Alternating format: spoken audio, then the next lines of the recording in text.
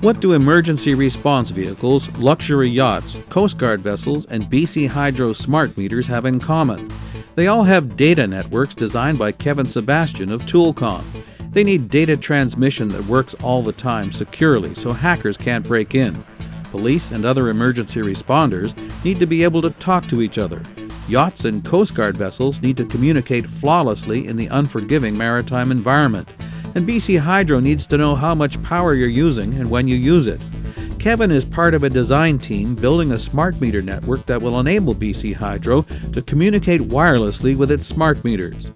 Well, my area of expertise is basically considered system integration. So you can give me a bunch of parts and you can say, we want it to do this. So that's kind of what BC Hydro did. They said, okay, here's all of the routers, all the switches, all the base stations, all the CPEs, and these are the different WAN links we're going to provide you with, and we want this to work. So I've designed basically a system that is made up of fiber networks and microwave networks, and what they do is they connect to that network. One of his first designs coming out of school was a cellular modem that enables organizations to transmit sensitive data securely over wireless networks.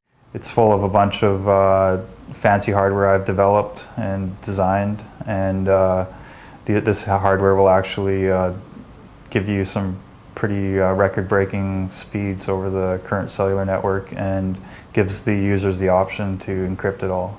Besides being fast, these systems need to be unhackable.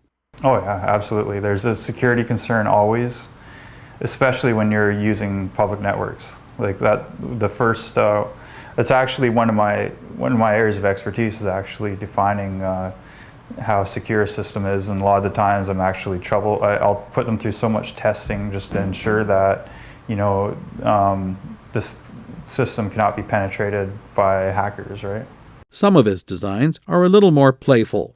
I programmed this to recognize, it's actually a speaker-independent speech recognition system, so it's made to recognize numbers, so you can actually say numbers, and if you say certain numbers, it'll, in the right sequence, this will, you know, open and close doors or something. Kevin spends a lot of time working with circuit boards, and this year it generated $1.4 million.